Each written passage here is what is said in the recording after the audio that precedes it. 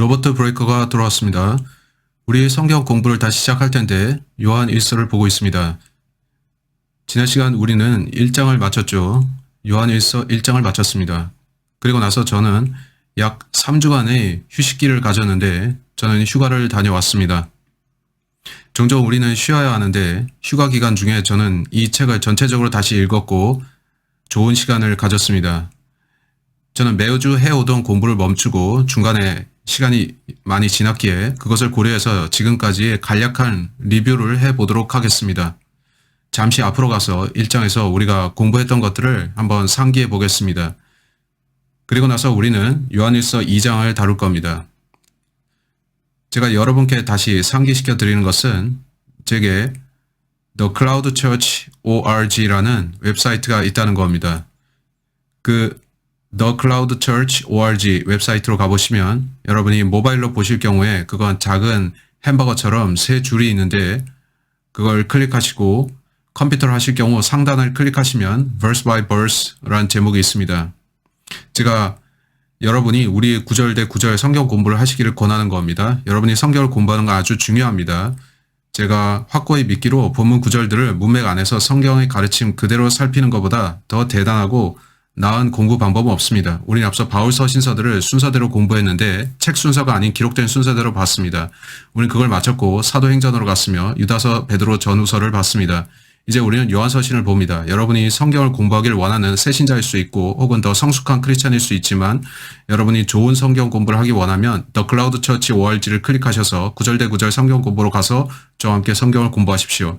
우리는 함께 배울 것이고 저는 여러분께 성경을 가르치는 게 아주 즐겁습니다. 제가 성경학교를 다닐 때 성경을 많이 배웠지만 성경학교에서 배운 것보다는 주로 제가 스스로 읽고 공부한 것을 바탕으로 가르칩니다. 하나님께서는 매번 저에게 성경에 대한 아주 많은 깨달음을 주시는데 저는 성경 공부를 즐깁니다. 따라서 우리는 오늘 1장에 대한 간략한 리뷰를 보겠는데 먼저 기억할 것은 이 책이 요한이 쓴 편지라는 겁니다. 편지라는 것인데 바울도 14편의 서신을 써서 보냈죠. 요한은 3권을 썼는데 요한 1서, 요한 2서, 요한 3서입니다. 요한은 복음서 중에 한 권도 썼는데 복음서는 마태, 마가, 누가 그리고 요한복음이 있죠. 요한이 그 복음서를 쓴 겁니다. 또한 요한은 성경의 마지막 책도 썼는데 그게 요한계시록입니다. 요한은 이러한 책들을 썼습니다. 우리는 요한의 책을 흥미롭게 읽어가는 중입니다. 요한의 책들은 상당 분량이 사랑에 대해서 쓰고 있는데 사랑이 아주 충만하죠. 이러한 이유로 많은 크리스천들은 요한의 책이 너무 사랑만 강조하기에 그것을 별로 선호하지 않는다고 말합니다. 사랑에는 잘못된 게 없죠. 우리 크리스천들은 서로 사랑하라는 계명을 받았는데 우리는 마땅히 그래야 합니다. 안타깝게도 오늘날 크리스천들 사이에는 사랑이 그리 많이 보이지 않습니다. 유감스럽지만 구원받은 성도들인 우리가 진정 하나가 되어야 할 때가 바로 지금인데 왜냐하면 세상이 어지럽고 미쳐가기 때문입니다. 점점 많은 사람들이 해답을 찾고 있고 진정한 기독교만이 해답을 줄 수 있습니다. 그리스도의 피를 믿는 믿음만이 여러분을 진짜 크리스천이 되게끔 합니다. 이제 우리가 요한일서를 보면서 제가 인지한 것 중 하나는 if가 매우 빈번히 쓰이고 있다는 겁니다. 그건 제게 이상하게 다가왔는데 6절, 7절, 8절, 9절, 10절에서 if를 봤습니다. 사실 6절에서 10절 모두가 if로 문장이 시작됩니다. 그게 전부가 아닌데 2장 1절에서 만일 누가 3절에서 만일 우리가 그의 계명들을 지키면 더 아래로 내려가서 2장 15절을 보면 누구든지 if any man 19절에서 만일 24절에서 만일 29절에서 만일 이 if가 이 책의 도처에 나옵니다. 3장 13절에서 if 4장 12절에서 if 20절에서 if, 5장 9절에서 if, 15절에서 if. 그래서 저는 크리스찬이라고 자처하는 어떤 사람들이 요한일서는 if로 가득한 책이므로 보지 말라고 하는 말을 들었습니다. if가 계속 나온다는 거죠. 저는 우리가 요한일서로 가서 그것을 읽어야만 된다고 믿는데 저는 모든 성경이 우리가 읽게끔 기록되었다고 생각합니다. 모든 성경이 우리가 속한 세대에 교리로 주어진 건 아니기에 우리는 올바로 나눠야 합니다. 따라서 우리는 이 책으로 들어가겠는데 기억할 것은 if가 자주 등장한다는 겁니다. 제가 이 책을 읽으면서 아는 사실은 그들이 요한을 접촉해서 헤이 만일 이렇다면 어때? 헤이 저렇다면 어때? 이건 어때? 하고 물었고 요한은 그들에게 대답하고 있다는 겁니다. 그렇다면 대답은 이렇다 이런 식으로요. 따라서 이 책은 요한이 누구든 원하면 보십시오 하고 그냥 쓴 게 아니라 그가 다른 크리스찬들로부터 받은 질문들에 대해서 답변 형식으로 쓰고 있는 겁니다. 당신의 질문에 대한 대답이 이것이다 하고 말이죠. 저는 이런 말투를 선호하지는 않는데 만일 이렇다면 답은 저렇다 하는 식이죠. 저는 정말이지 if를 좋아하는 사람은 아닙니다. 또한 우리가 이 책을 보다 보면 우리라는 단어를 자주 만나는데요. 요한은 우리라는 표현을 선호하는 설교자 같습니다. 저 성경학교에서 항상 배운 게 우리라는 표현을 쓰는 설교자들을 경계하라는 거였죠. 왜냐하면 설교자가 강다에 서서 만일 우리가 구원받지 않는다면 우리는 지옥에 갑니다 라고 설교하면 어떻게 되죠? 여러분이 구원받았다면 그렇게 말하지 않습니다. 여러분이 구원받지 않았다면 영원한 형벌에 처해질 수 있습니다 라고 설교해야죠.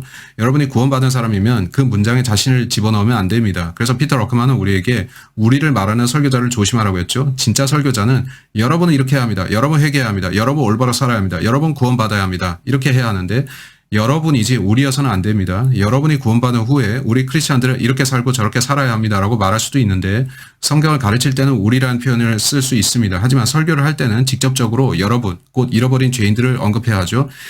헤이, 당신은 하나님과의 관계를 고쳐야 합니다.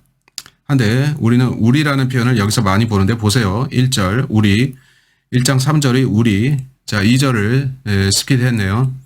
따라서 1, 2, 3, 4, 5, 6, 7, 8, 9 자 10절까지 1장의 모든 구절에 우리가 나오고 있습니다. 이게 특별하죠. 특히 7절에서 위가 2번 쓰였고 6절에서는 위를 3번 썼습니다. 아주 많이 쓴 거죠. 따라서 요한일서 1장은 위 이런 식으로 되어져 있습니다. 이런 거 보면 아주 재밌죠. 사람들이 이 본문을 문맥에서 분리해서 헤이 로버트 브레이커 우리가 하고 흉내내면서 저를 우습게 만들려고 하죠. 그건 상관없습니다. 전 여러분에게 설명하려고 하는 거니까요. 요한은 위를 많이 사용했는데 그거 흥미롭습니다. 이제 요한 대 바울 저는 여러분에게 디모데 후서를 상기시켜 드리고자 합니다. 디모데 후서 1장 15절 디모데 후서 1장 15절을 보시면 바울은 이렇게 말했다는 겁니다. 그의 사역 말기에 바울이 말합니다. 아시아에 있는 모든 사람이 내게서 떠난 이것을 내가 아나니 따라서 바울이 개척한 많은 교회들이 아시아에 있었는데 그의 사역 후반부에 이르러 저는 모르지만 그가 말하기를 그중 많은 교회가 바울을 대적했다고 합니다. 그들이 바울을 대적했을 때 하나님께서 바울에게 주신 계시 또한 대적했겠죠. 따라서 그들은 진짜 하나님으로부터 돌아섰는데 하나님께서 바울에게 주신 계시를 거부했습니다. 그래서 우리는 요한계시록을 보는데 요한계시록을 보시면 거기서 어떻게 말씀하고 있나요? 하나님께서 이 요한이라는 사람을 부르셔서 요한 이걸 기록하거라 라고 하셨고 요한계시록 1장 4절에는 이런 말씀이 나오죠. 요한계시록 1장 4절 요한은 아시아에 있는 7교회에 편지하노니 따라서 이 교회들은 바울에게서 돌아섰던 그 교회들입니다. 그들은 하나님께서 바울을 통해 교회에 계시하신 것을 거절했습니다.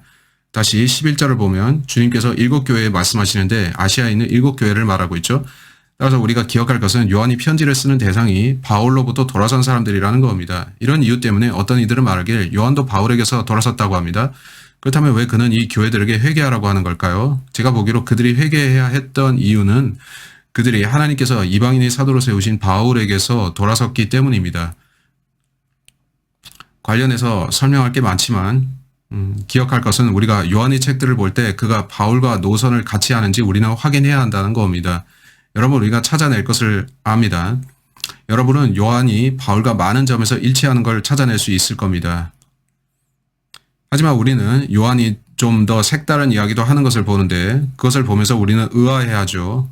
그건 이상한데? 왜 그런 건가요? 여러분이 킹제임스 성경의 책들의 순서를 보시면 먼저 마태, 마가, 누가, 요한복음부터 시작합니다. 그 책들의 대부분이 전체 내용은 아니지만 마태, 마가, 누가, 요한의 상당 분량이 구약에 속해 있는데 신약은 언약 체결자의 죽음과 함께 시작되기 때문입니다. 예수께서 죽으시면서 신약이 시작됐습니다. 마태, 마가, 누가, 요한복음 대부분의 분량은 예수님 죽으시기 이전의 구약에 속해 있습니다. 이건 여러분이 꼭 알아야 할 사항입니다. 우리가 보는 신약의 책들은 전천년적 순서로 배열되어 있습니다. 왜냐하면 그 다음 책이 사도행전이기 때문이죠. 사도행전은 전환기적인 책입니다. 여러분은 우리가 여전히 사도행전의 경륜에 속해 있는 거 아십니까? 사도행전은 베드로, 야고보, 요한 및 초기 사도들과 함께 시작되었는데 바울도 거기에 등장합니다. 바울이 시작했던 사역은 지금도 계속되고 있습니다. 바울의 사역은 휴거 때에 끝날 것입니다. 따라서 휴거가 오면서 바울의 사역도 끝나는데 모든 상황이 사도행전의 초기로 돌아갈 겁니다. 그때 다시 유대인을 다루기 시작하니까요. 예수님이 초림하셨을 때 그는 오직 이스라엘 집의 잃어버린 양들을 위해서 오셨고 그의 지상사역은 유대인들을 위한 것이었습니다. 사도행전이 시작된 뒤에도 사도들은 오직 유대인들에게 가서 그들에게 예수를 메시아로 받아들이라고 전파했었습니다. 그들이 거부했기에 하나님께서는 좋다. 이제 나는 이방인들에게 구원의 복음이 전파되게 하겠다라고 하셨죠. 이렇게 사도행전이 있고 그 다음에 로마서에서 빌레몬서까지 바울 서신서가 있죠. 그 다음 책이 히브리서인데 휴거가 일어나면 하나님께서는 유대인들을 다시 다루기 시작하시죠. 하나님께서 유대인들에게 돌아오시기 전에 교회 시대가 끝납니다. 교회 시대는 은혜 시대라고 하는데 그리스도께 나아오는 자들은 믿음으로 말미암아 은혜로 구원받습니다. 휴거 이후에는 상황이 좀 달라지는데 하나님께서 다시 유대인들을 다루십니다. 그 다음 책이 베드로 전서와 후서인데 이 책들은 이중 적용이 가능합니다. 베드로 전후서에서 저자가 바울과 일치되게 말하는 구절들은 교회 시대에도 적용될 수 있지만 베드로가 하는 말 중에는 여러분을 의아하게 만드는 것들도 있습니다. 그런 것들은 그가 대환란에 들어간 유대인들에게 말하는 내용처럼 보입니다. 그 다음 여러분은 먼저 히브리서를 여기에 쓰겠습니다.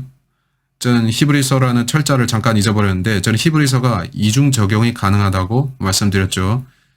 저는 히브리서가 진짜로 헤이 준비하라 예수님이 돌아오시니 너희는 이런 것들을 알아야 된다. 너희는 그가 누군지 알아야 되고 너희를 위해 그가 뭘 했는지 알아야 하고 너희가 자신의 메시아를 몰랐던 걸 깨달아야 한다 하고 말씀한다고 봅니다. 왜냐하면 성경은 가르치길 대환란 기간 중에 유대인들이 다시 짐승 제사를 드릴 것이라고 하기 때문이죠. 그들이 그렇게 할 때 하나님께서는 헤이 내가 희생 제물이다. 너희 왜 그걸 하고 있느냐. 너희 내가 누군지 몰랐구나. 내가 너희 메시아다. 너희는 내가 와서 너희 죄들을 속량한 것을 모르는구나. 따라서 히브리서는 예수님이 누구이시며 무엇을 하셨는지를 언급합니다. 그 다음이 요한 1, 2, 3서인데 그 다음에 요한계시록입니다. 따라서 요한계시록은 그 전체가 이것에 대한 내용입니다. 계시록은 초대교회와 함께 출발해서 7교회에 대해서 이야기하는데 따라서 계시록은 교회 시대와 함께 시작됩니다. 4장에서 하늘 문이 열리는데 그거는 휴거의 모형이고 그 이후의 내용은 대환란에 대한 것이며 다 그렇습니다.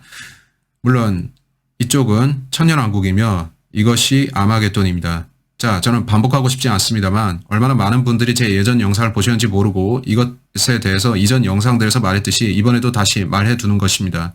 이런 정보를 더 얻으시려면 킹제임스 성경의 책들의 순서라는 제목하의 영상을 보시기 바랍니다. 여기 어디에 유다서가 위치해 있는데 유다서는 교회 시대에도 적용됩니다만 대환란에 적용되는 것도 있습니다. 그리고 나서 요한 1, 2, 3서인데 이 책들은 이유가 있어서 성경에 들어가 있습니다. 이것들은 바울 서신서 이후에 있는데 이중 적용이 됩니다. 그것들은 교회 시대에 적용 가능하고 우리는 베드로 전후서를 봤지만 그것이 바울과 맥을 같이 하는 걸 확인했죠. 하지만 그 내용 중 일부는 대환란에 적용되는 것처럼 보였습니다.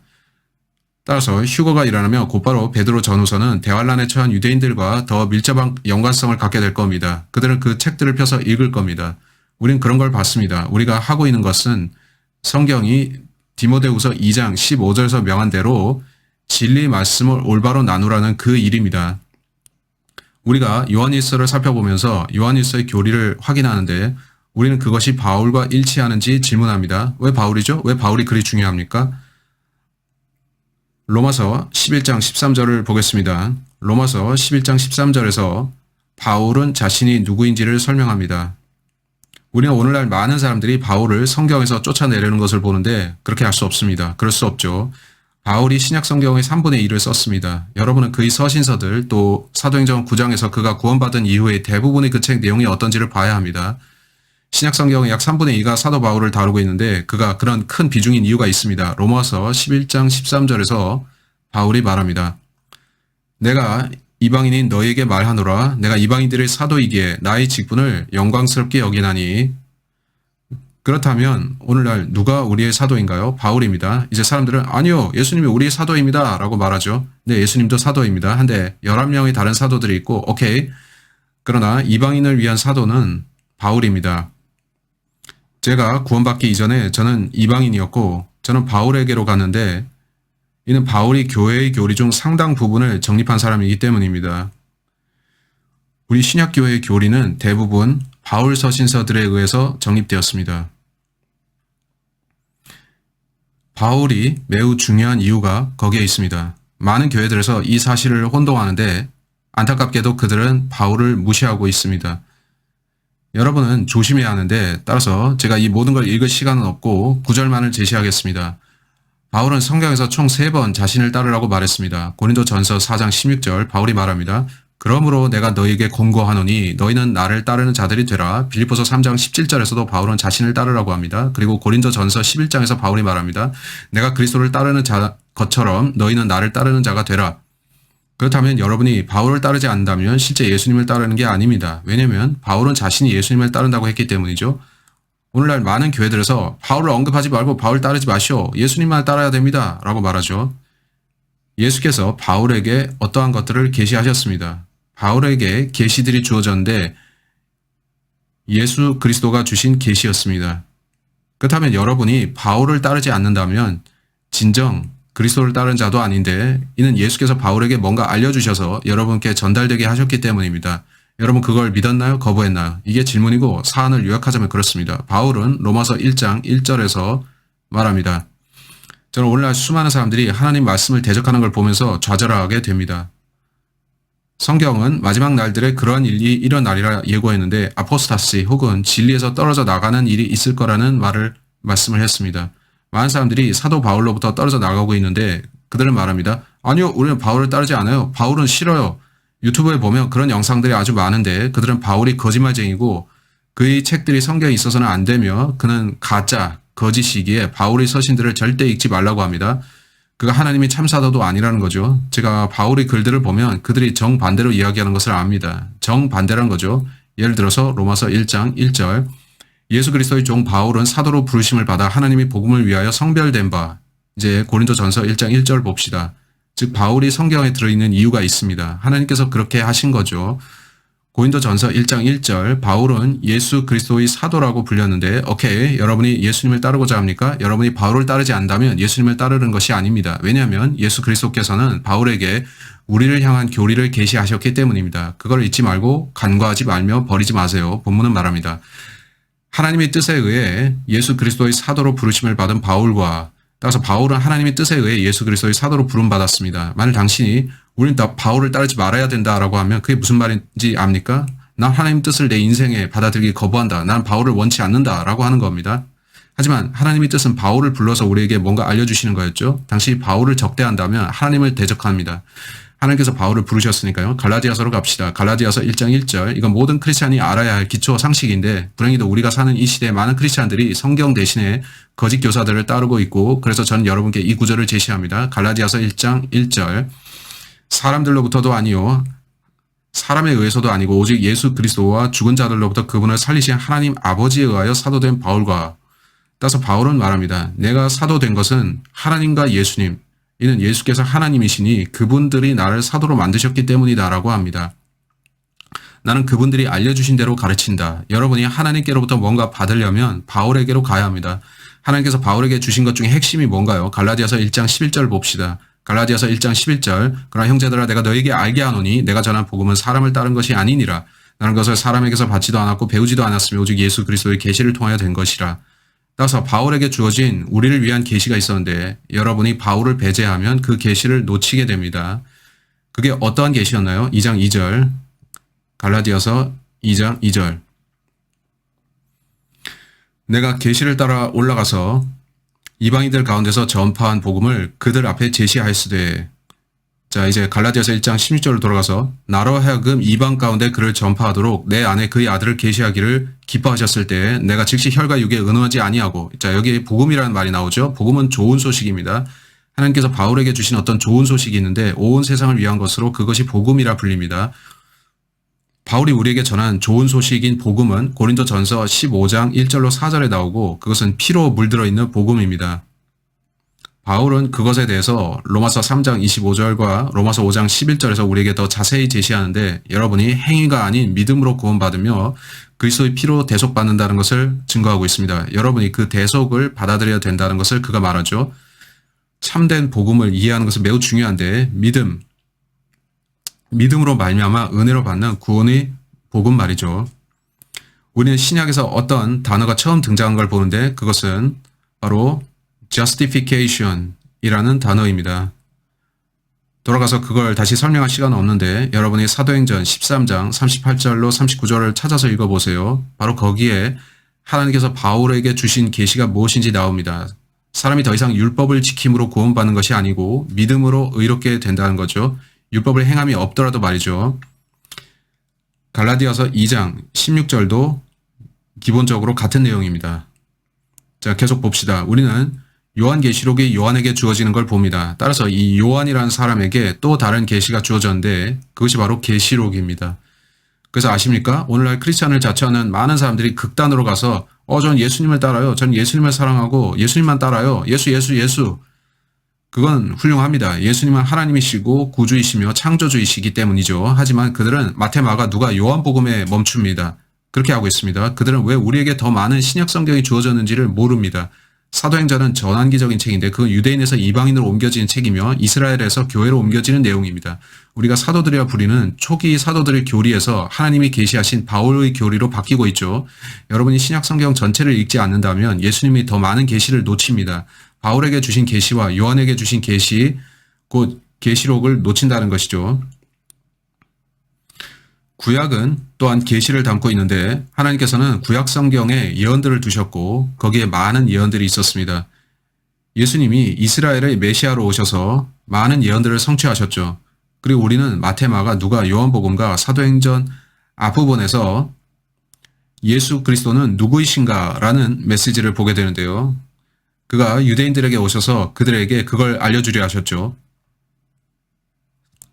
헤이, 내가 누구겠느냐? 내가 약속의 신이라. 그 후 바울에게 계시가 주어졌는데 저는 그것을 예수께서 무엇을 하셨는가라고 부릅니다.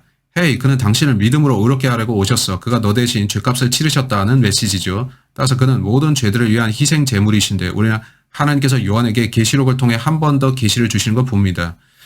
예언, prophecy. 자, 철자가 맞게 됐습니까? 좀 웃기게 쓸 뻔했습니다. prophecy. 이제 우리는 더 많은 계시를 계시록에서 발견하는데 어떤 이들은 그걸 믿지 않습니다. 요한계시록은 AD 70년에 이미 성취되었습니다. 라고 그들은 말하는데 저는 그냥 웃을 뿐입니다. 저를 웃기는군요. 계시록은 AD 90에서 95년 이전에 쓰여지지 않았습니다. 그렇다면 어떻게 장차 있을 일들에 대한 미래 예언의 계시가 과거를 말할 수가 있습니까? 아니요. 계시록은 여전히 미래를 향한 책인데 우리 앞에서 곧 성취될 미래입니다. 자, 우리는 이런 것을 살펴봤습니다. 아시죠? 요한일서로 돌아오겠는데, 자, 시간이 좀 걸렸지만 돌아가 봅시다. 많은 사람들이 말하기를 우리는 오직 이분만을 따른다 라고 합니다. 우리는 오직 예수님만 따른다. 그렇게 그들은 말합니다. 오케이? 한데 여러분이 예수님만 따른다고 하면서 성경의 나머지 내용을 무시하면 문제가 있습니다. 저는 이런 사람들을 지저스 프릭스라고 부르는데 전 여러분이 1960년대와 70년대의 원리주의자들을 기억하는지 모르겠습니다. 그들 중에 다수가 히피였죠. 60년대, 70년대 미국에서 어떤 사람들이 히피가 되어서 공동체 생활을 했습니다. 그들은 성경을 봤지만 구원받지 못했고 단지 그들은 성경은 대단한 책이다. 이 예수님이라는 사람은 대단한 사람이다 라고 말했죠. 그들은 예수님이 장발을 했다고 믿어서 자기들도 머리를 길게 장발을 했고 나도 예수님처럼 되겠어 라고 했죠. 그러면서 그들은 마태, 마가, 누가, 요한복음을 따랐는데 그들은 성경을 올바로 나누려 하지 않았고 구원을 못 받았습니다. 그들은 자신을 예수 원리주의자라고 불렀는데 저는 예수님을 따라요. 저는 예수파예요 하는 식이었죠. 하지만 그들은 성경의 나머지 부분들을 알지 못했고 안타깝게 됐죠. 그게 이단이었습니다. 여러분이 예수님 이후에 주어진 성경의 계시들을 거부하면 이단화되는 것입니다. 지금 세상에는 또 이러한 것이 있는데 우리는 베드로를 따릅니다. 그가 교회를 시작했습니다. 이게 로마주의자들이죠. 알다시피 그들은 로마 카톨릭입니다. 그들은 항상 베드로를 이야기하면서 바울은 언급하지 않습니다. 종종 바울을 인용해서 말하긴 하지만 그들은 실질적으로 베드로를 따른다고 합니다. 왜 요한은 아닌가요? 왜 바울은 아니고요? 그들은 왜 거기서 벗어날까요? 또 여러분 어떤 사람들이 우리는 바울만 따릅니다. 그 외에는 누구도 따르지 않습니다. 라고 말하는 걸 보는데 그들이 극단적 세대주의자들입니다. 그들은 너무 나간 사람들이고 제가 알기로 그들이 다 그렇진 않지만 왜냐하면 서로 조금씩 다르기 때문에 그러나 그들 중 다수가 이렇게 말한다죠. 우리는 베드로 전후서를 읽지 않습니다. 우리는 요한 1, 2, 3서도 읽지 않습니다. 그건 우리를 위한 책들이 아닙니다. 저는 그런 걸 보면서 한심하게 생각합니다. 여러분이 우리가 지금 하듯이 성경을 구절대 구절로 공부하면 요한 1, 2, 3서의 많은 부분이 교회에 적용되는 걸 알 겁니다. 왜냐하면 그건 이중 적용이 가능하기 때문이죠. 또한 요한 1서를 읽으면서 어떤 부분이 바울과 일치되는지 살핍니다. 이들은 바울의 중요성에 대해서는 옳게 봤지만 너무 극단적으로 갔고 바울 유일주의자가 되어서 성경의 다른 누구도 거부한 거죠. 당신들은 예수님도 배제하고 베드로와 기타 다 거부할 겁니까? 여러분 왜 그렇게 하려고 합니까? 그리고 또 이런 사람들이 있는데 그들은 오늘날 소위 은사주의자라 불리는 자들입니다. 많은 현대 은사주의자들이 요한 1서, 요한 2서, 요한 3서로 달려가서 자기들의 교리를 거기서 가져옵니다. 그들은 항상 요한 1서를 즐겨 인용하는데 이는 거기에 사랑에 대한 언급이 많기 때문입니다.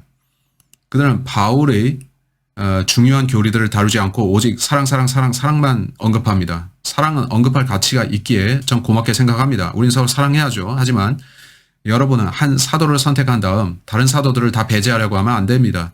그러면 문제가 있습니다. 여러분은 저는 예수님만 따른다고 하면서 사도행전 이후의 책들을 거부하면 안 됩니다. 그럼 문제가 생깁니다. 여러분은 예수님을 따르는 자가 되지만 구원을 못 받을 수 있습니다. 오케이? 따라서 저는 예수님을 따릅니다 라는 말은 충분한 게 아닙니다. 만약 여러분이 저는 예수님과 베드로만 따릅니다 하고 하면 바울은 어디로 가고 복음의 계시와 구원은 어디로 갑니까? 여러분 그걸 놓치게 됩니다.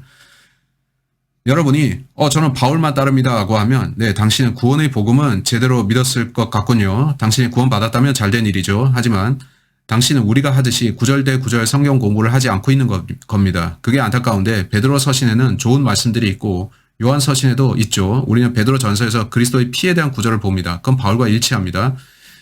베드로 전서 1장 18, 19절 또한 여러분은 저는 요한만 따릅니다 라고 해서도 안 되는데 그럼 여러분 오직 사랑만 말하겠죠? 바울과 다른 것들을 놓치고 말이죠. 여러분 뭐가 중요한지 아시겠나요?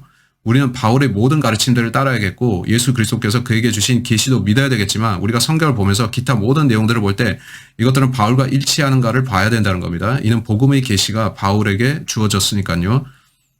로마서 1장 16절 내가 그리스도의 복음을 부끄러워하지 아니하노니 이는 이 복음이 믿는 모든 사람을 구원에 이르게 하는 하나님의 능력이 됨이라. 이것이 바울이 받은 복음입니다. 로마서 2장 16절은 하나님께서 모든 사람을 나의 복음대로 심판하실 것이라고 말합니다. 바울은 나의 복음이라고 하죠. 바울의 복음 말입니다. 따라서 여러분이 성경에서 구원을 발견하고자 하면 바울 서신서들로 와서 구원받는 법에 대한 예수님의 계시를 찾아야 합니다. 다른 식으로는 구원을 얻지 못합니다. 그건 참으로 두려운 일인데요. 이는 제가 사람들이 구원받기를 바라기 때문입니다.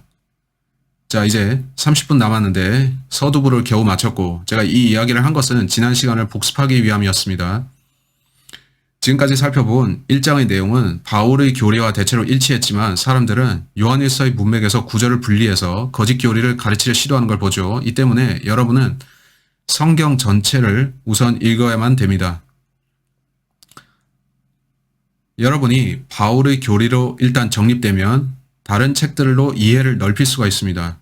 이 내용은 바울의 교리와 일치하는가를 확인하면서 보는 거죠. 그건 중요합니다. 요한일서 2장 1절, 요한일서 1서 2장 1절을 보겠습니다. 나의 어린 자녀들아, 내가 이런 것들을 너희에게 쓰는 것은 너희로 죄를 짓지 않게 하려는 것이라. 그러나 만일 누가 죄를 지으면 우리에게 아버지와 함께 있는 한 변호인이 있으니 곧 의인이신 예수 그리스도시라. 자, 일단 여기서 멈추고 우선 제가 보는 것은 요한이 그가 이 책을 쓰는 이유를 우리에게 밝히고 있다는 겁니다. 그가 요한일서를 기록한 이유는 우리로 죄짓지 않게 하려 함입니다. 따라서 요한은 너희가 죄를 짓지 않기를 나는 바란다고 합니다. 이게 누구와 일치하는지 아십니까? 사도 바울이고 또 예수님이죠. 예수님이 오셔서 말씀하기를 회개하고 죄를 짓지 말라고 그가 말씀하셨죠. 올바로 행하고 올바로 살라 하셨죠. 따라서 이 메시지는 죄를 짓지 말라는 것입니다. 요한일서 2장 26절로 갑시다. 이 말씀에 대한 또 다른 이유가 있습니다. 너희를 미혹해 하는 자들에 관하여 내가 이런 것들을 너희에게 썼노라. 따라서 그는 경고하는 메시지를 보냅니다. 오케이?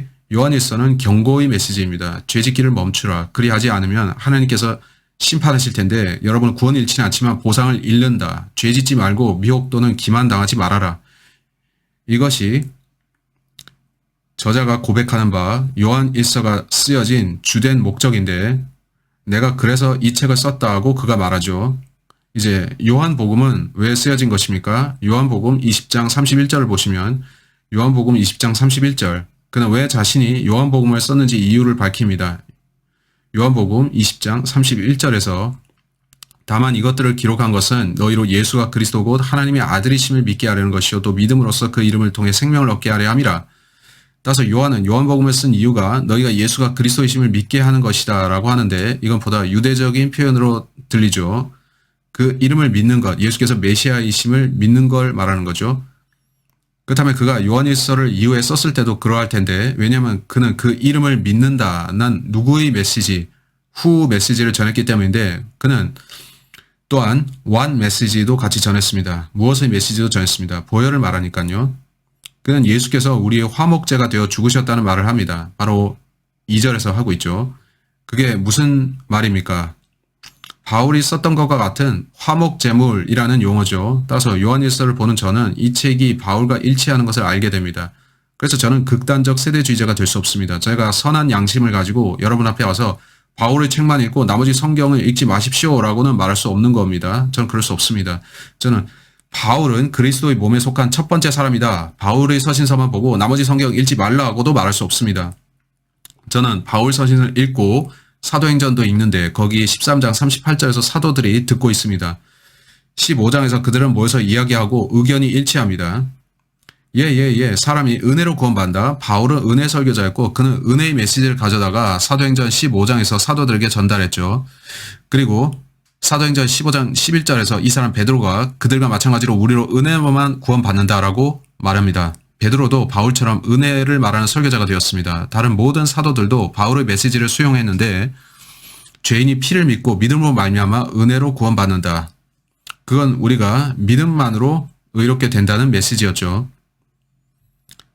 저는 따라서 극단으로 가지 않고 극단주의를 지향하지 않는데 저는 성경을 믿기 때문에 바울과 다른 사도들의 말씀을 비교합니다. 저는 바울과 일치하는지를 확인하면서 본문을 보는데 그럼 실수하지 않죠. 저는 베드로 전서에서 18절을 거친 후에 그의 피로 구속받는 말씀을 봅니다. 바울의 메시지죠. 요한일서에서는 7구절 만에 예수 그리스도의 보혈을 발견하는데 바울의 메시지와 같습니다. 오케이? 저는 극단적 세대주의자들을 공격하는 건 아니지만 요새는 그들로부터 이메일을 많이 받고 있습니다. 브레이커 형제, 당신은 훌륭한 설교자입니다만 당신은 바울을 바른 관점에서 보지 않습니다. 당신은 바울 말고 다른 성경들을 보라고 하는데 그러면 안 됩니다. 우리는 바울 서신서만 읽어야 됩니다. 그러면 저는 매우 경악합니다. 그렇다면 저는 신약 성경의 나머지 부분을 제 성경에서 뜯어내서 쓰레기통에 버려야 된다는 겁니까? 아니요. 전 성경을 올바로 나눌 것인데 그렇게 명령받았기 때문입니다. 저는 성경의 나머지 책들도 읽으면서 바울과 비교할 겁니다. 바울과 얼마나 비슷한지 말이죠. 계속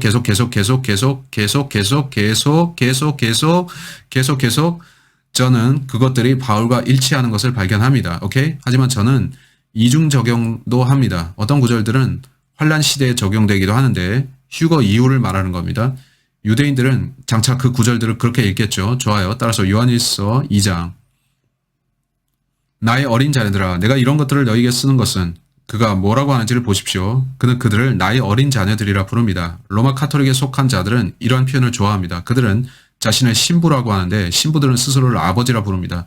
그들은 오 나의 어린 자녀들아고 하죠. 그게 성경에 있으니까요. 성경에서 요한은 그리스도와의 신자들을 그의 어린 자녀들이라고 말했습니다. 왜인가요? 그가 그들을 그리스도께로 인도했으니까 그렇죠. 그는 구원의 복음을 그들에게 제시했고 그들은 거듭나고 구원받아서 성령으로 인쳐졌습니다. 그래서 그는 너희가 영적으로 그리스도 안에서 내 자녀들이다라고 한 거죠. 카톨릭 신부들이 구령합니까? 그들이 그리스도의 피를 믿는 믿음만으로 받는 그 구원을 전파합니까? 여러분 어떤 카톨릭 신부가 당신은 그리스도의 피만 믿으며 고린도전서 15장 1절에서 4절대로 구원받습니다라고 선포하는 거 들어봤나요? 전 전혀 없습니다. 그들은 성모교회가 당신을 구원합니다. 당신은 성직자들을 믿고 미사에 나와야 합니다. 라고 하는데 그들은 일련의 행위들을 제시하죠. 그들은 믿음만으로 받는 구원을 전파하지 않습니다. 그래서 여러분 경계해야 하는데 카톨릭들은 이렇게 말합니다. 그러므로 우리를 신부라고 부르십시오. 한데 본문은 혈통적 의미에서 아버지를 말하는 게 아니라 영적으로 말하는 것입니다. 그건 참 복음을 믿고 믿음만을 통해서 중생하는 것과 관련된 것입니다. 이건 나는 당신들의 아버지입니다. 당신들은 내 자녀입니다. 하지만 그들 모두 구원받지 않은 상태인 카톨릭에 관한 이야기가 아닙니다. 그건 잘못된 거죠. 바울은 고린도전서 4장 17절에서 고린도전서 4장 17절 보겠는데 4장 17절 이로 인하여 내가 디모데를 너에게 보냈으니 그는 나의 사랑하는 아들이며 영적으로 말한 겁니다. 바울이 복음을 통해 디모데를 주님께 인도했고 그래서 그는 디모데를 믿음 안에서 아들이라고 부릅니다. 디모데전서 1장 2절에서도 우리는 믿음 안에서 아들이라는 것을 듣습니다. 카톨릭 교회는 그 표현을 좋아합니다. 그들은 저는 카톨릭 교회 사제인데 그렇지 내 아들아? 저는 그들에게 아버지라는 호칭, 신부라는 호칭 쓰지 않는데 예수께서 땅에 있는 사람을 너희 아버지라 부르지 말라고 하셨기 때문이죠. 그건 문맥상 영적 종교적인 아버지를 말하는 겁니다. 따라서 영적으로 말해서 제가 주님께 인도한 어떤 사람이나 혹은 제 영상을 보고 구원받은 사람은 영적으로 그리스도 안에 제 아들이나 딸은 됩니다. 저는 그리스도 안에서 영적으로 그들의 아비가 되고요. 하지만 저는 목에 로만 칼라를 붙이고 다니면서 당신들에게 와서 내 자녀들아 내가 너희 신분이라 나를 로버트 신부라고 부르거라 이렇게 하지 않습니다. 저는 그렇게 하지 않습니다. 그런데 어떤 사람들은 극단으로 가죠. 이해하시나요? 조심해야 합니다. 본문을 계속 봅시다. 나의 어린 자녀들아 내가 이런 것들을 내게 쓰는 것은 너희로 죄를 짓지 않게 하려는 것이라. 따라서 이 메시지는 죄를 멈추라는 겁니다. 하나님께서는 우리가 죄 짓는 것을 원치 않으시는데 우리는 믿음만으로 구원받습니다. 로마서 3장 25절에서 피를 믿는 그 믿음으로 말이죠. 너희가 믿음으로 말미암아 은혜로 구원을 받으니 이것은 너희에서 난 것이 아니라 하나님의 선물이라. 행위에서 난 것이 아니니 아무도 자랑하지 못하게 하려 하심이라. 어떤 교회들에 가보면 그들은 믿음과 행위가 필요하다고 가르칩니다. 틀렸죠. 또 어떤 데 가보면 그들은 행위를 가르치는데 그것도 틀렸죠. 우리는 행위로 구원받지 않고 믿음 플러스 행위로 구원받지도 않습니다. 우리는 지금 믿음만으로 구원받습니다. 갈라디아서 2장 16절, 디도서 3장 5절, 로마서 4장 4절로 5절을 시간 내서 찾아보세요. 바울은 여러분이 믿음으로 의롭게 된다고 했습니다. 사도행전 13장 30절에서 그리고 당신은 마틴 루터 알죠? 역사를 아십니까? 교회사 기간이 약 1500년 지난 후에 참된 교회와 거짓 교회가 그때까지 공존하고 있었죠. 그때 갑자기 마틴 루터라는 사람이 나타나서 뭐라고 말했나요? 우리 교회는 믿음과 행위를 가르치는데 그건 바울의 말과 다릅니다. 나는 그게 틀렸다고 선포하겠습니다. 하고 그는 당대의 제독교회는 로마 교황권, 로마주의, 로마 카톨릭주의와 대결했습니다. 그는 당신들이 모두 틀린 것 같습니다. 성경은 진리이기 때문에 나는 성경을 믿습니다. 라고 했죠. 그가 프로테스탄트를 창시했다고 사람들이 말하는데 루터 이전에도 믿음만을 지키는 참된 크리스찬들이 있었습니다. 월덴스, 알비겐스, 롤라드, 제침례교도, 침례교도 기타 참된 증인들이 항상 존재하면서 믿음만으로 사람이 의롭게 된다고 선포했죠. 그들 중에 다수가 소위 성목교회에 의해서 죽임당했는데 그들은 끔찍한 종교 재판을 통과해야 됐죠. 그것을 다 설명할 시간은 없습니다. 카톨릭의 믿음은 여러분이 로마 카톨릭 교도라면 아마 이런 말 들어봤을 겁니다. 카톨릭은 성목교회 바깥에는 어떤 구원도 없다고 말합니다. 자기들 교회를 그렇게 부르고 있습니다. 그들은 미사, 마리아, 기도문을 외우고 초를 켜고 교황들, 기타 행위에 대한 요소들을 따릅니다.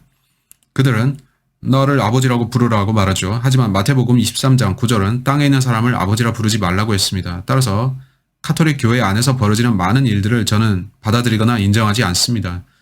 저는 그들이 배교를 조장하는 자들이고 또 반성경적으로 행하는 자들이라 보는데 제가 역사를 통해서 보니 참된 크리스찬들은 우리가 믿는 것처럼 행위 없는 믿음만으로 의롭게 된다는 메시지를 전파한 겁니다. 저는 서로 다른 두 종교를 보고 있는데 한쪽은 크리스찬을 자처하면서 그리스도를 따른다고 하지만 행위를 전파하는 자들입니다.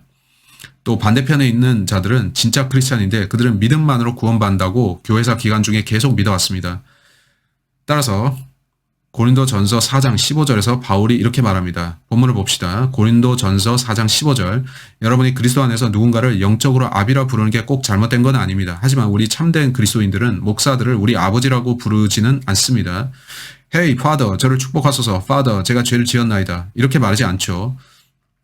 고린도전서 4장 15절 고린도 후서인지 잠깐 헷갈리는데 고린도전서 4장 15절 고린도전서가 맞습니다. 고린도전서 4장 15절 이는 너희가 그리스도 안에서 1만 명의 스승을 가졌을지라도 아비들은 많지 아니하니 그리스도 예수 안에서 복음을 통하여 내가 너희를 낳았음이라. 여러분이 누군가를 그리스도 안에서 자신의 영적 아비로 부를 수 있는 유일한 경우는 그 사람이 당신에게 참된 구원의 복음을 알려줘서 여러분이 그 복음을 믿음으로 받아들였고 거듭났으며 구원받은 그 경우뿐이죠. 그러면 당신은 그 사람을 그리스도 안에서 자신의 영적 아비라고 말할 수 있습니다. 카톨릭 교회에서 그렇게 합니까? 신부들은 죄인이 죽기 전까지 구원 여부를 알 수 없다고 말합니다. 여러분이 정말요? 그럼 제가 죽으면 어떻게 됩니까? 라고 하면 그들은 당신은 연옥에 가서 죄를 형벌을 받아야 합니다. 그러면서 죄값 치르고 나와야 됩니다. 라고 말하는데 전 그렇게 속죄한다는 얘기를 성경에서 보지 못했습니다. 성경은 그것이 영원한 멸망이라 했습니다. 영원한 생명 아니면 영원한 저주가 있습니다. 거기에는 내가 충분히 죄값 치르면 하늘로 가겠지 같은 가능성은 없습니다. 여러분 스스로 죄값을 치를 수 없고 예수님이 대신 치르셨습니다. 그 사실을 받아들여야 여러분이 구원받습니다. 따라서 1절에서 요한은 죄를 짓지 말라고 합니다. 죄 짓지 말라고. 바울도 이와 같은 말을 했죠. 바울은 우리가 죄 없는 삶을 살아야 된다고 가르쳤나요? 네. 히브리서 12장 4절 봅시다. 바울이 히브리서를 썼는데 그걸 안 믿는 사람들도 있습니다. 그건 상관없는데 원하는 대로 믿는 사람들이니까요. 분명한 것은 여러분이 우리 구절대 구절 성경 공부를 통해서 바울이 히브리서를 썼다는 사실을 확실히 알 거라는 겁니다. 베드로 전후서와 9절대 9절 그 성경 공부에서도 베드로가 바울이 히브리서 저자라는 사실을 증거하고 있음을 제가 말했습니다. 공부하면 알 수 있습니다. 한데 히브리서 12장 4절 보면 이렇죠. 너희가 죄와 맞서서 싸우되 아직 피 흘리기까지는 대항하지 않았으며 자 그렇다면 크리스찬인 우리가 어떻게 해야 된다는 거죠? 바울은 우리가 피 흘릴 정도까지 죄와 맞서 싸워야 된다고 합니다. 와우. 이제 에베소서 4장 26절은 죄를 짓지 말라고 말씀하는데 화를 내되 죄는 짓지 말라고 말씀합니다. 따라서 바울도 죄 짓지 말라고 가르쳤습니다. 요한의 표현과 동일하죠. 이렇게 요한은 바울과 일치합니다. 이제 로마서 6장 16절 바울이 로마서 6장 16절에서 뭐라 말하나요? 죄 짓지 말라고 하죠. 로마서 6장 16절 따라서 구원받은 후에 우리는 죄 짓지 않기 위해 최선을 다해 살아야 합니다. 그렇게 한다고 해서 우리가 구원받거나 구원을 유지하는 건 아니지만요. 믿음으로 구원받지만 구원받은 이후에 우리는 주를 섬겨야 하고 죄 짓지 않기 위해 최선을 다해 살아야 합니다. 로마서 6장 12절 말씀 그러므로 너희는 죄가 너희 죽을 몸 안에서 군림하지 못하게 하여 몸의 정욕 가운데 죄에게 순종하지 말고 우리는 그래서 죄 짓지 말아야 합니다. 6절 더 이상 우리가 죄에게 종노릇 하지 않게 하기 위함이니라. 디모데후서 2장 19절 이건 제가 가장 좋아하는 구절 중 하나인데요. 여러분이 이것을 이해하는 것은 매우 중요합니다. 죄를 그만 짓는다고 구원받는 것은 아닙니다. 하지만 구원받은 이후에 우리는 죄를 짓지 않기 위해서 노력해야 합니다. 구원받거나 구원을 유지하기 위해서가 아닌데 이는 우리가 구원받았다면 크리스찬으로서 선한 간증이 있어야 되기 때문입니다. 디모데후서 2장 19절 그러나 하나님의 기존은 확고히 서 있고 이러한 봉인이 있으니 곧 주께서는 자기에게 속한 자들을 아시며 또 그리스도의 이름을 부르는 자는 누구라도 죄악에서 떠나라는 것이라. 따라서 여러분이 구원을 받았다면 해야 될 것이 있는데 당신은 죄로부터 멀어지기 위해서 노력해야 합니다. 제가 이 말을 하는 이유는 많은 사람들이 이쪽 사람들 중 다수가 은혜의 메시지를 전파하면서 그건 맞는 거죠. 우리는 은혜로 구원받으니까요. 한데 그들은 너무 나가서 은혜를 죄 짓는 변명으로 쓰고 있다는 겁니다. 전 그런 사람들이 하는 말을 들었는데 저는 구원받았기에 제가 하고 싶은 건 뭐든 다 할 수 있습니다. 저는 와 하는데 당신이 구원받았을 수도 있겠지만 그 마음은 겸손하지 않고 주를 섬기려는 욕구가 없으며 그 말씀대로 또 바울의 말씀대로 살지 않는다면 왜냐면 바울은 죄악에 빠지지 말고 거기서 떠나라고 했기 때문인데 그래서 요새 많은 사람들은 그런 말을 합니다. 왜냐하면 제가 그런 사람을 봤기 때문인데 저는 그가 사악하다고 말하죠. 또 혹자는 잘못된 극단으로 가는데 행위를 믿습니다. 따라서 극단주의는 답이 아닙니다. 여기에 성경이 있고 또 성경이 해답을 주는데 어떤 사람들은 이쪽 극단으로 가면서 난 믿음만으로 구원받는 거 안 믿어. 행위가 필요해 라고 또 저쪽 극단으로 가는 사람들은 아니야 믿음 플러스 행위가 필요해.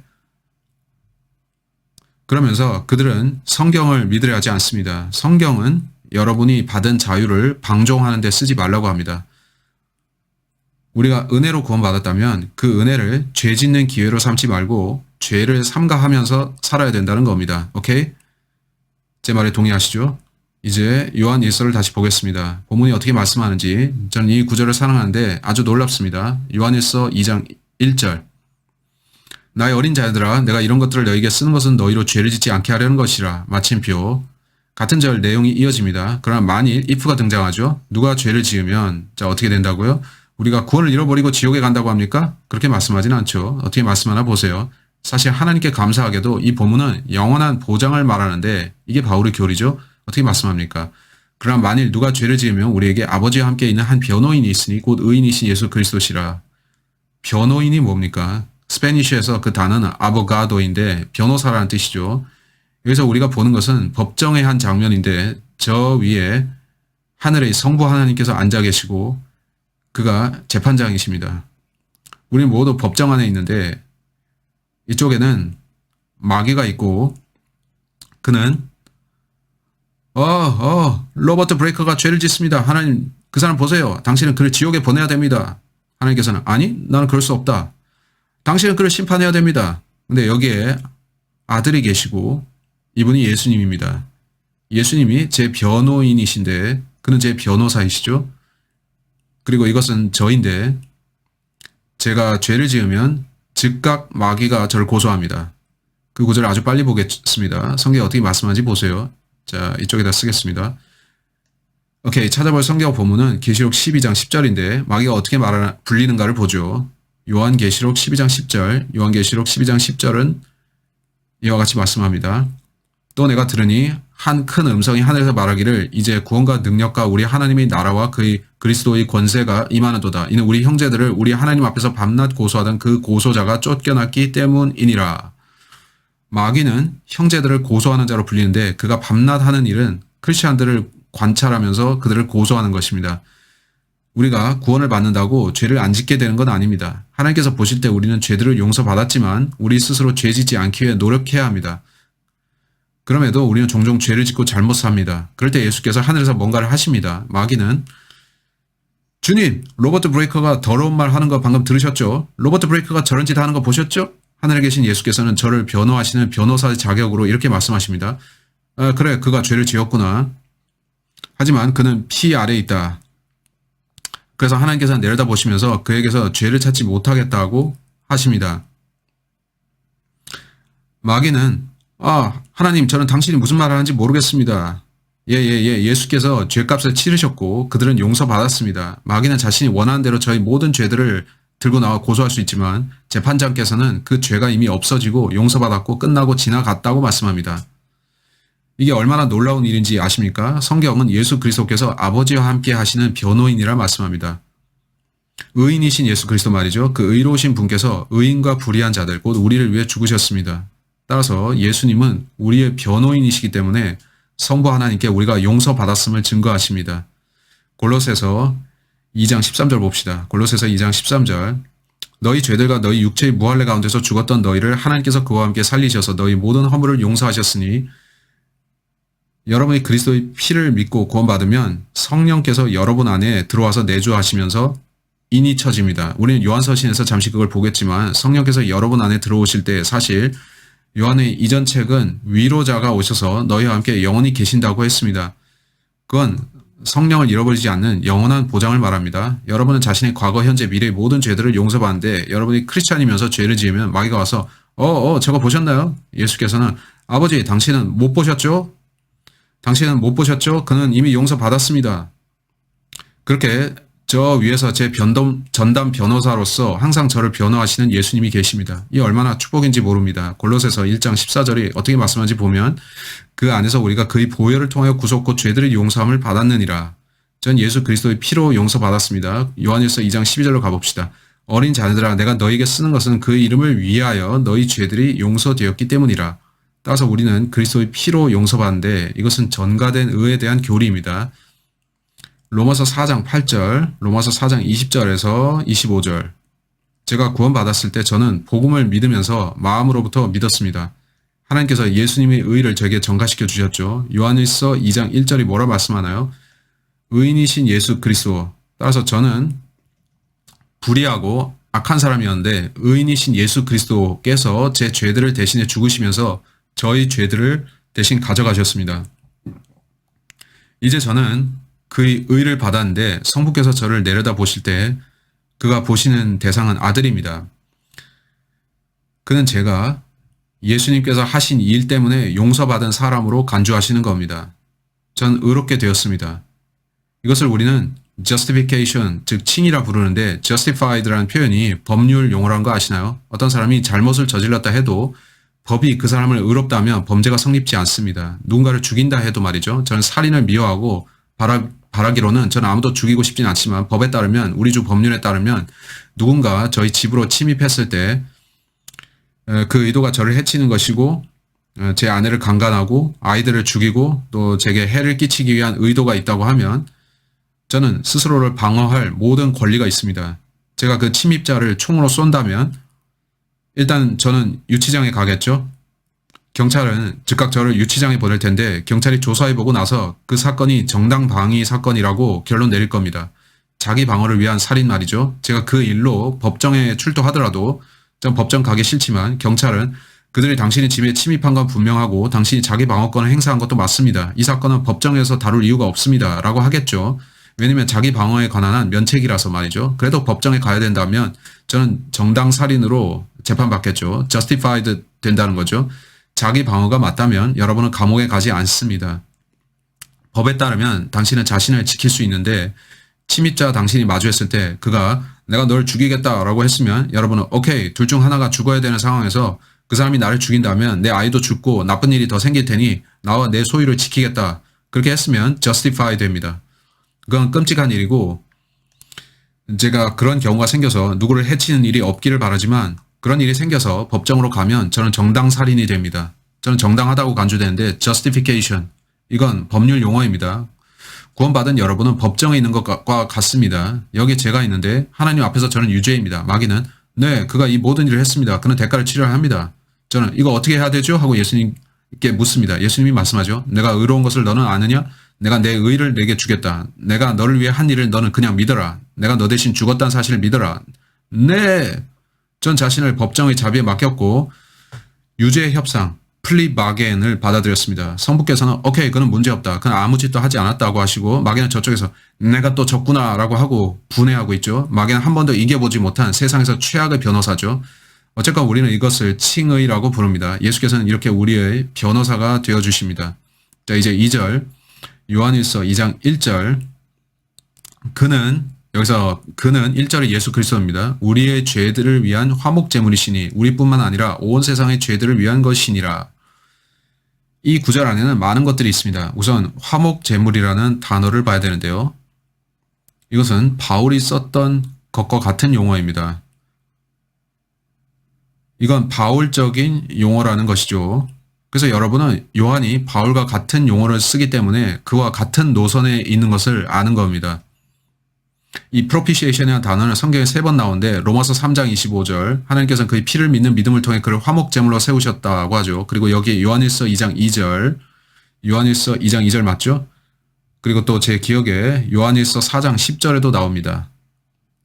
따라서 요한은 이 용어를 2번 썼습니다. 바울보다 한 번을 더 쓴 거죠. 어떤가요?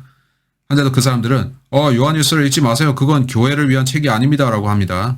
저는 요한이 바울과 같은 말을 하는데요. 라고 해도 그들은 아니 합니다. 그럼 당신은 당신이 일을 하세요. 전 저대로 할 테니까. 오케이 저는 계속 성경을 따르겠습니다. 따라서 예수님은 우리 죄들을 위한 propitiation이 되셨습니다. 그 propitiation의 뜻은 진노를 누그러뜨린다. 범죄자에게 호의를 베풀라고 설득한다는 것을 말합니다. 저는 1828년 사전에서 그 뜻을 찾았는데 신학적으로 죄인들에 대한 주의 진노를 누그러뜨리고 달래기 위해서 하나님께 바쳐진 대속 또는 대속적 희생이라고 되어 있습니다. 저는 propitious라는 단어를 찾아봤고 그 뜻은 죄를 용서하고 축복과 호의를 베풀 준비가 된 은혜롭고 자비로운 태도를 뜻합니다. 예수님이 얼마나 놀라운 일을 하고 계신지 아시나요? 그는 우리의 propitiation, 화목 제물이십니다. 저는 그가 우리를 대신하셨다고 말하는 걸 좋아합니다. 당신은 지옥에 갈 정도의 악인입니다. 그런 당신은 재판관 앞으로 갈 텐데 재판관님 저는 감옥에 가고 싶지 않아요. 저 감옥에 가고 싶지 않아요. 재판관은 죄질이 나빠서 가야 된다고 하고 법은 누군가 죄를 지었을 때 감옥에 가야 됩니다. 여러분은 죄값을 치러야 됩니다. 그런데 할 수 있는 일이 있을까요? 없습니다. 근데 저 위에 변호사가 나타나시는데 그는 재판장에게 저는 당신께 상기시켜 드립니다. 누군가 이 범죄에 대해서 여러 해 전에 대신 죄값을 치렀는데 그가 재판장님과 합의하기를 사람들이 죄값이 대신 치러진 걸 받아들이면 그들을 무죄 방면하기로 했습니다. 이 사람은 형량 협상하면 됩니다. 그가 법정에 나와서 저는 그 사실을 받아들입니다 라고만 하면 되는 건데 그러면 자유가 됩니다. 그러자 그 죄인이 나와서 네 저는 그분의 형량 협상 받아들이겠습니다. 재판장은 좋습니다. justify 되었습니다. 용서받았어요. 좋아요. 끝났고 이제 값이 치러졌으니까 가십시오. 화목제물이 됐습니다. 예수께서는 그런 일을 하셨습니다. 거의 2000년 전 갈보리 십자가에서 예수님은 우리의 죄값을 대신 치르셨습니다. 성부 하나님께서는 내가 그 죄값 지불을 받아들이겠다. 미래의 어떤 사람이든 자신의 죄값에 대한 이 대리 지불을 받아들이면 그들이 자신이 유죄임을 인정하고 벌받아야 되는 사실을 이해한 다음 그들이 이 대속을 받아들이면 내가 그들을 용서하겠다고 하셨죠. 세상에서 이보다 더 대단한 일이 있을까요?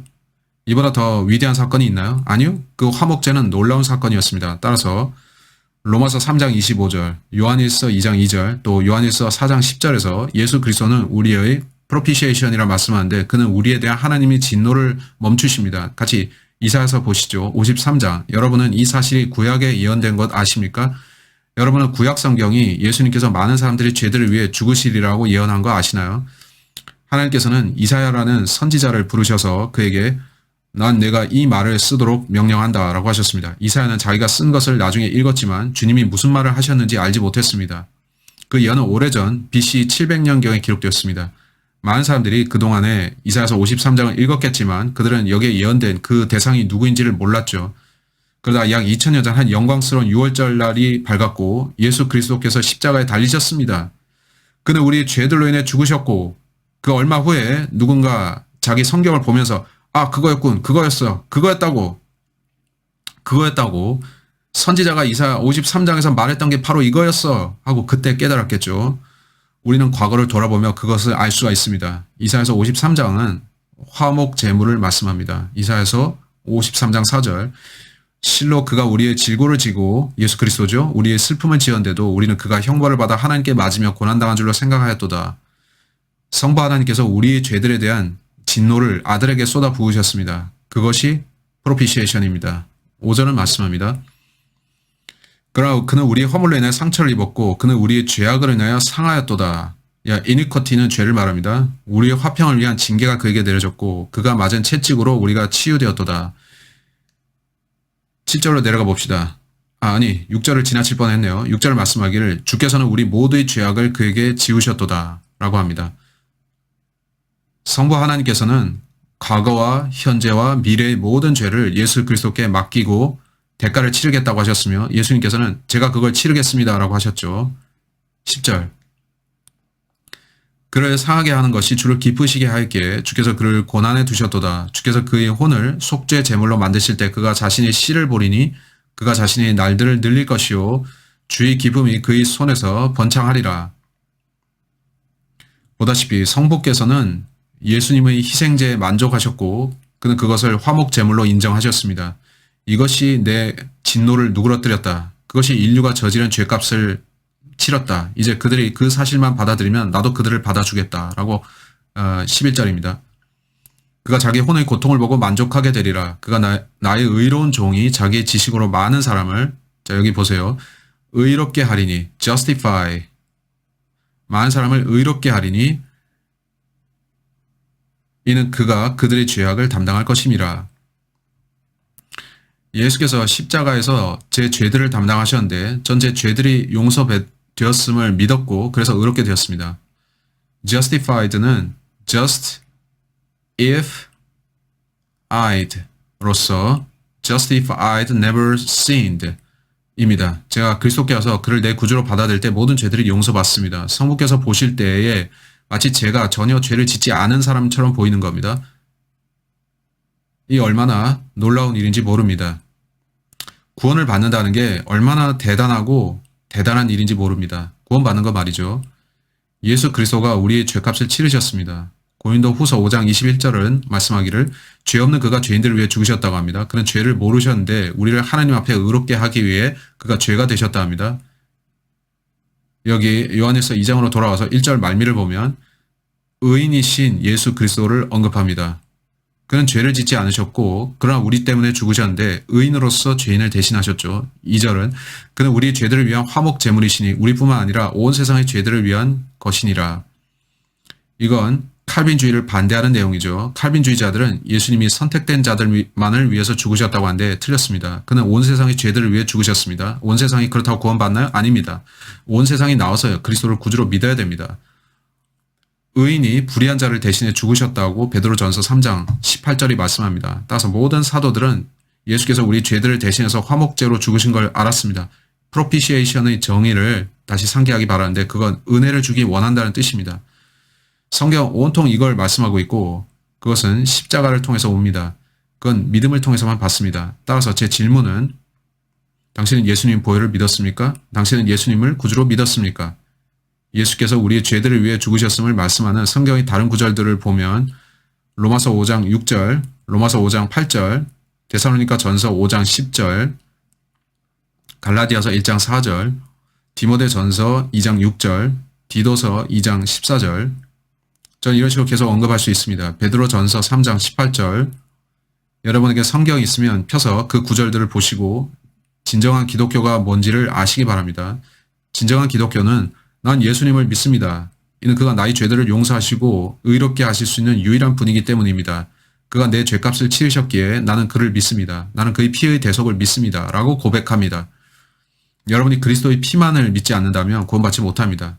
저는 여러분이 크리스찬이라고 자처하거나 교회 다닌 걸 개의치 않습니다. 여러분이 하늘나라 가기 위해서 그리스도의 피 대신에 다른 걸 신뢰한다면 재판장께서는 당신을 의롭다 하지 않으실 겁니다. 재판장은 당신을 용서해 주지 않을 겁니다. 여러분은 당신의 방법을 시도했고 의로운 이가 당신을 위해 하신 일을 믿지 않았습니다. 당신은 내가 죄값을 치르겠습니다. 내 행위를 통해 값을 치르기를 원합니다. 라고 하기 때문에 불의한 자인 거죠. 그건 구원이 아닙니다. 구원은 당신의 행위가 아닌데 당신이 꼭 알아야 하는 것은 그러면 당신은 아래로 내려갈 것이라는 사실입니다. 여러분이 자신이 행한 일을 더 이상 신뢰하지 않고 예수님께서 당신을 위해 하신 그 일만을 또 그분의 피만을 신뢰하시기 바랍니다. 좋아요. 이건 요한일서 2장에 대한 좋은 출발이었습니다. 다음 시간에 3절부터 보겠는데 이 시간이 여러분께 은혜가 되었기를 바랍니다. God bless you. 감사합니다. 바이바이.